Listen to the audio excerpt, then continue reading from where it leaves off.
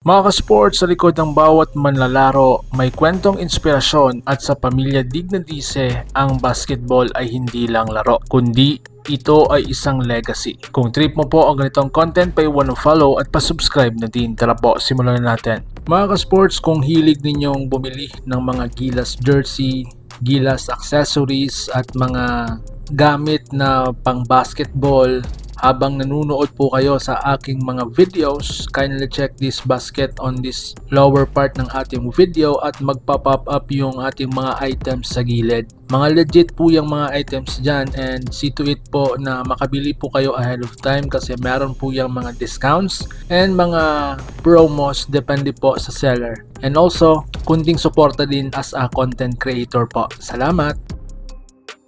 Si Yves Arones Dignadice ay isa sa pinapangalawang legends ng Philippine basketball. Isang malakas at matipid na power forward center na naglaro sa pinakamalaking liga sa bansa, ang PBA. Ang kanyang career highlights ay 14 seasons sa PBA, kadalasan kasama ang San Miguel Beermen. 9 times PBA champion at 3 times PBA All-Star. Number 12 jersey niya ay nataasan ng San Miguel bilang paggalang sa kanyang contribution. Isa ring national team player kasama sa 1985 FIBA Asia ABC Gold at 1990 Asian Games Silver. Mga ka-sports, hindi pangkaraniwan ang football greatness, pero basketball mas lalo pa. Ang tatak ni Yves sa PBA ay hindi mabilis malilimutan. Ngunit ang kwento ay hindi nagtatapos kay Yves, no? May bagong henerasyon ng Dignadice na kung saan ang kanyang anak na si Sophia Eve Dignadice. Mga ka-sports, pinapansin bilang isang promising high school basketball guard sa US. Naglaro para sa Bishop Montgomery High School.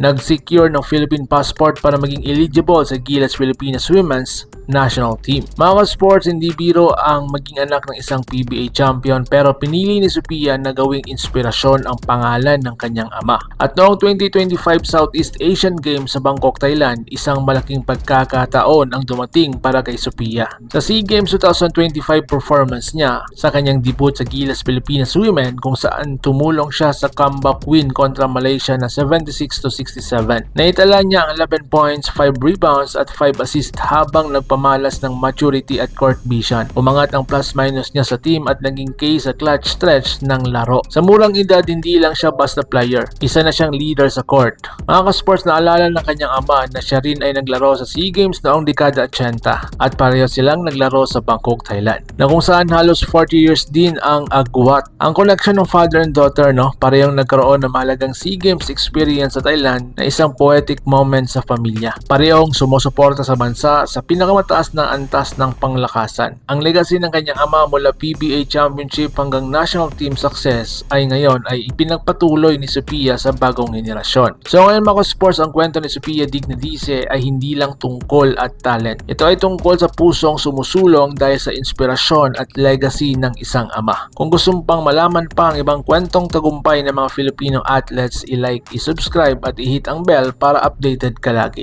Laban Pilipinas puso. So paano? Ingat po kayo.